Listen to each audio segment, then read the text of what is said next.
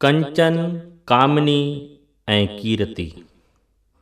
यादि रख, हिकु ॾींहुं मौत अवसि अचिणो आहे। कॾहिं ईंदो तंहिंजो तोखे को बि पतो न आहे। हींअर होश हवास सां साल में वेठो आहीं, पर ईंदड़ हिकु मिंट में ई शायदि तुंहिंजी मौत जो समय हुजे। उन वक़्तु तुंहिंजा समूरा कम जीअं जो तीअं रहिजी वेंदा। हींअर त कम मां तोखे पल जी बि फ़ुर्सत नथी मिली सघे, पर उन ई वक़्तु पाण मुरादो सदाईं जे वास्ते फ़ुर्सत मिली वेंदई।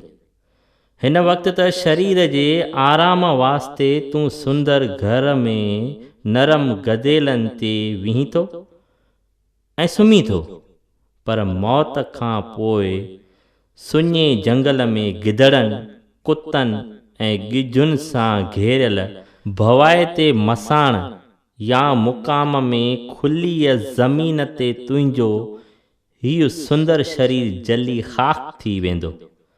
सभई रिथाऊं मनी मन में रहिजी वेंदई। समूरी वॾाई चूर थी वेंदई। सॼी आकड़ काफ़ूर थी वेंदई ऐं तुंहिंजूं हठीलियूं क्रोधी ऐं दबदबे वारियूं अखियूं हमेशह वास्ते ॿूटिजी वेंदियूं।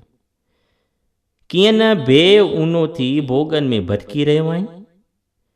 चेत, जल्द चेत, पोइ पछताइण मां की बि की न वरंदई।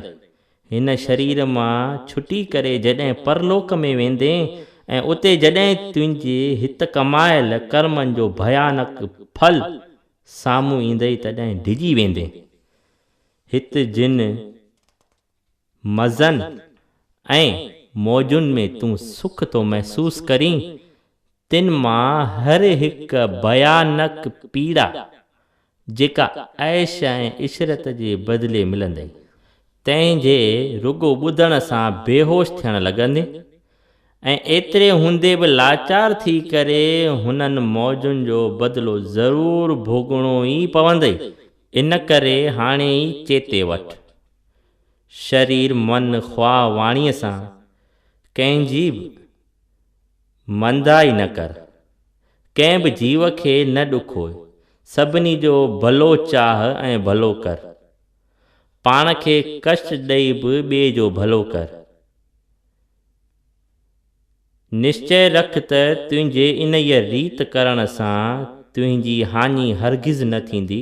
जेकॾहिं का हानि ॾिसण में बि अचे त उनखे दोखो सम्झ, छो त अॻिते हली उहा हानि भलाईअ जी सूरत वठंदी। सभिनी खे परमात्मा जो रूप ॼाणे सभिनी जे कष्टनि निवारण लाइ संदन ख़िज़मत कर। मन, वाणी ऐं शरीर सां परम दयालु परमात्मा जो भॼन कर। मन सां उन जो ध्यानु कर।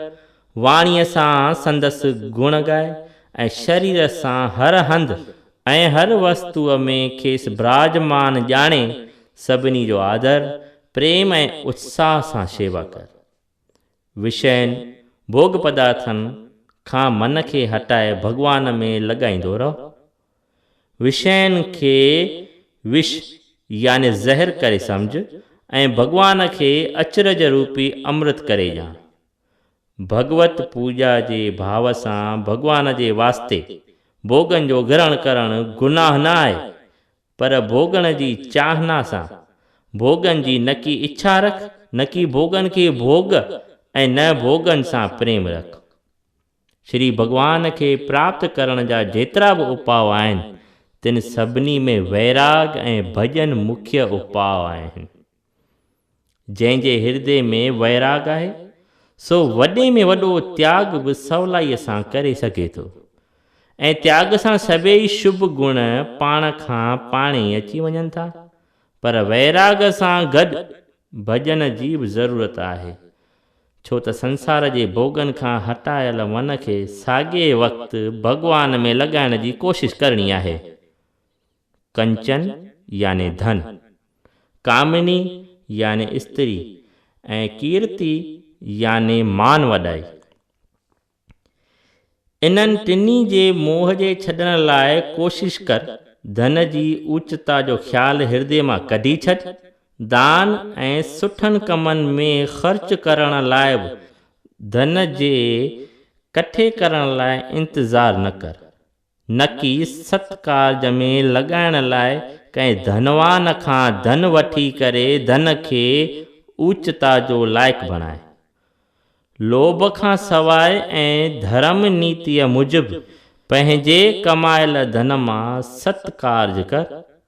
माया खे लक्ष्मी माता जा विष्णु भॻवान जे ई ग्रहण जोग आहे।